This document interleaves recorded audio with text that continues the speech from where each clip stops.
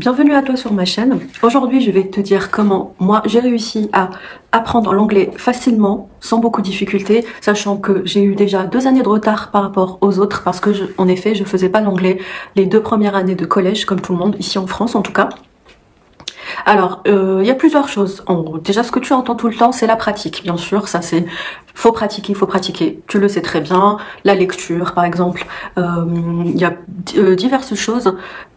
Mais ce qui a marché le plus pour moi, vraiment ce qui a marché pour moi, c'est de regarder les séries et les films en anglais. Ça, vraiment, c'est la chose qui m'a le plus aidée et qui a fait qu'aujourd'hui, je suis trilingue. Trilingue, pourquoi? Parce que je parle, tu l'as compris, hein, le français couramment, je parle l'arabe couramment et je parle aussi l'anglais couramment.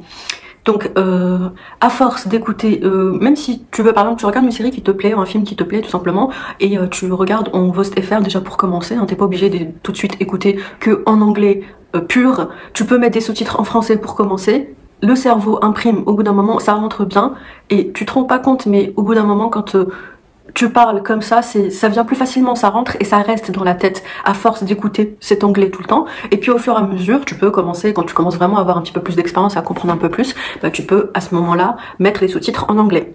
En tout cas pour moi, ça a été vraiment une grande révélation, ça a beaucoup changé de choses et puis c'est ce que je peux te dire comme conseil pour aller plus vite parce que j'ai pas envie de te dire des choses que tu sais déjà.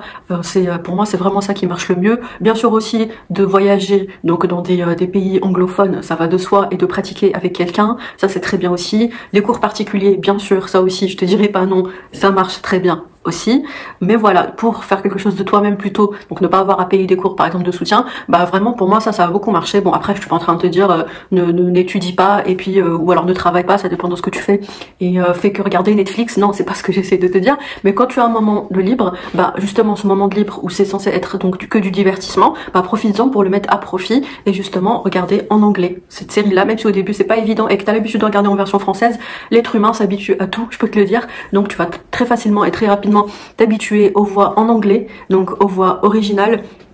Et puis voilà, tu vas t'améliorer sans t'en rendre compte et en te divertissant. Pour moi, c'est la meilleure chose à faire et c'est le conseil que je te donnerai sur cette vidéo.